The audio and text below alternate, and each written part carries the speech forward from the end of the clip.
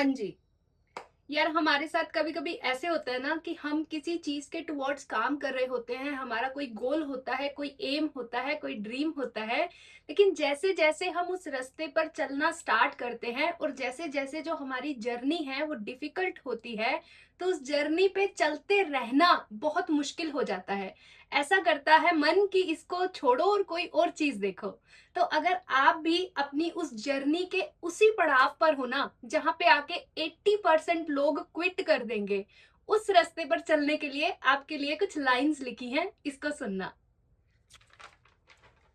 रुकना मना है, थमना मना है, बिना रुके बस चलते जाना है।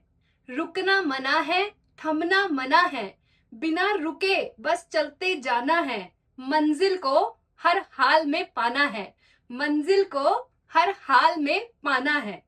चाहे कोई रोके, चाहे कोई टोके, चाहे कोई रोके, चाहे कोई टोके, किसी की नहीं सुनते जाना है, मंजिल को हर हाल में पाना है। इसको अपना एंथम बना लो, मंजिल को हर हाल में पाना है। चाहे लाख मुसीबत रास्ता देखे, चाहे लाख मुसीबत रास्ता देखे, खुली आंखों से जो सपने देखे, किसी भी कीमत पर सच कर जाना है, मंजिल को हर हाल में पाना है, मंजिल को हर हाल में पाना है। तो अगर आप रुक गए हो, उस जर्नी पे चलते चलते थम गए हो और ऐसा लग रहा है कि अब आगे चलना मुश्किल है, यहाँ से आगे कुछ नहीं नजर आ रहा है, कोई एक आउटकम नजर नहीं आ रहा है, बिल्कुल अनसर्टेनिटी हो गई है, तो इस लाइनों को आपने सुनना है। आपको हिम्मत मिलेगी, करेज मिलेगी, मोटिवेशन मिलेगी। और इसको ऐसे भी हमने समझना है कि अगर आप एक स्टार्टिंग लाइन पे आके खड़े हो गए हो ना, अभी आपने दौड़ना भी नहीं स्टार्ट करा है, अभी तो रेस स्टार्ट भी नहीं हुई है, बस आप स्टार्टिंग लाइन पे आके अगर खड़े भी हो गए हो ना, तो आपने 50-60% लोगों को पहले ही लताड़ दिया है, पछाड़ दिया है।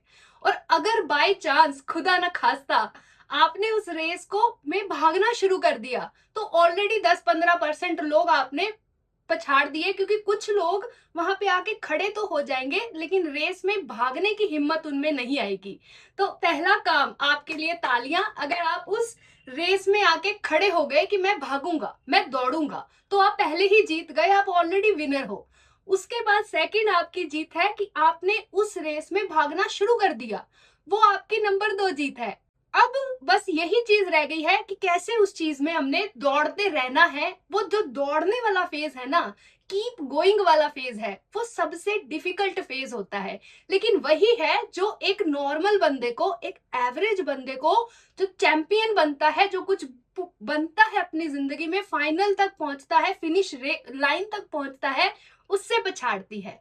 तो जो हम बोलते हैं ना कंसिस्टेंसी, कि कीप गोइंग, चलते रहो चलते रहो, अगर नहीं भी कुछ नजर आ रहा ना सामने, तो भी आपने चलते रहना है। और उस चलने की जो दौड़ है, उस चलते रहने में जो हिम्मत लगेगी, जो करेज लगेगी, उसमें ये जो कुछ लाइनें आपके लिए लिख दी हैं, ये आपकी बड़ी हेल्प करेगी।